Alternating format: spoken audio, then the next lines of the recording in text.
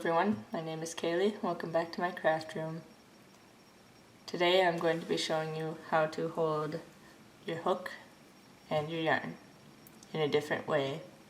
Well, some people think the way they hold their yarn and hook while they crochet is a little strange, and sometimes the way you hold them can make you a little bit more of a slower crocheter than others. And that was my problem before I taught myself how to hold things a different way. So since I learned how to knit first, I started crocheting very strangely. I'll insert a video here so you can see just how weirdly I crocheted.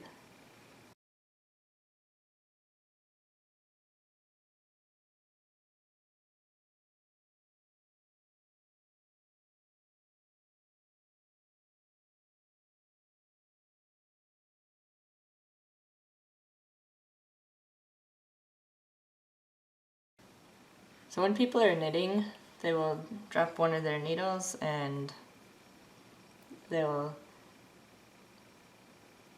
wrap the yarn around their needle.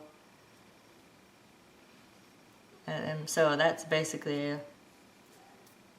what I was doing, is I would be dropping my crochet hook and then doing each stitch like that, which slowed me down a lot because I'd have to keep dropping it and switching it from hand to hand. Oops. I haven't crocheted like this in a long time, so it's kind of hard to show. But I am really glad that I taught myself how to crochet a quicker, more efficient way. So when I finally decided to change how I crocheted, all I had to do was take my time. I had to go really slowly because I wasn't used to holding everything like this, like I am now. Because, I was used to holding it with my other hand.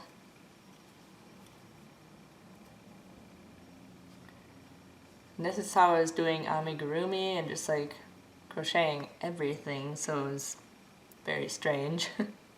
And it made every project take a lot longer than it took like my best friend to crochet anything.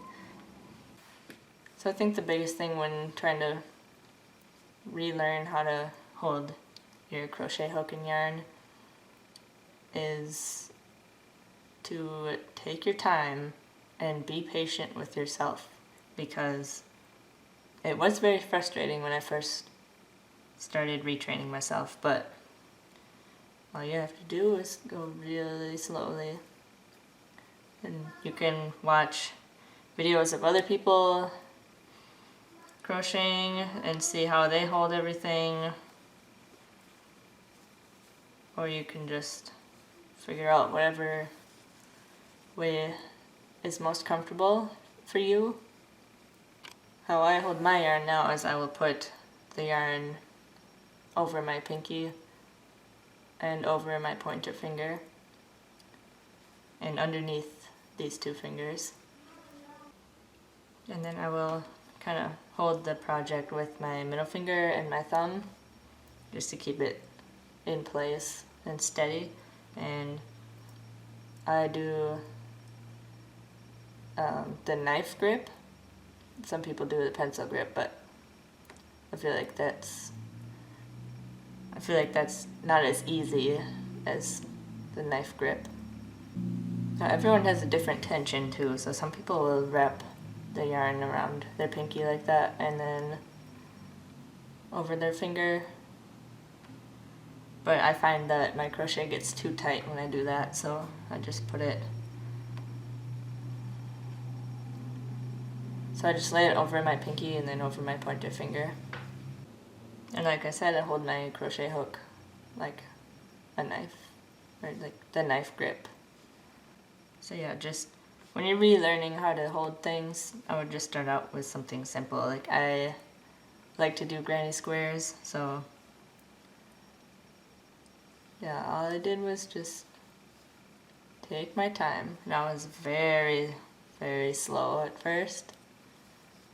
Then I slowly got faster and faster. And now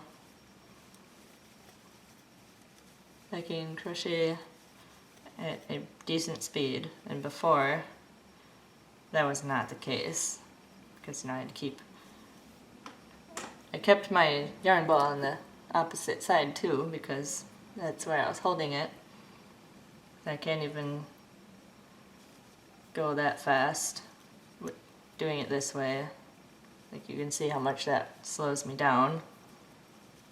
And I am trying to go as fast as I can. And sometimes I'd sit there crocheting with my friend and I would be wondering, like, how does she have so much more done than me? But now I know why. It's because I was holding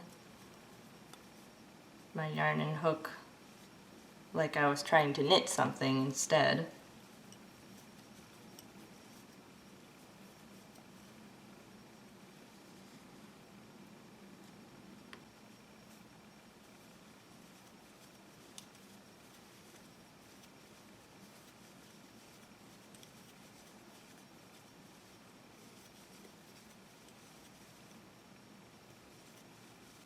So as you can see, with this new way that I crochet, this more efficient way, I am constantly moving the crochet hook and pulling up loops, making stitches.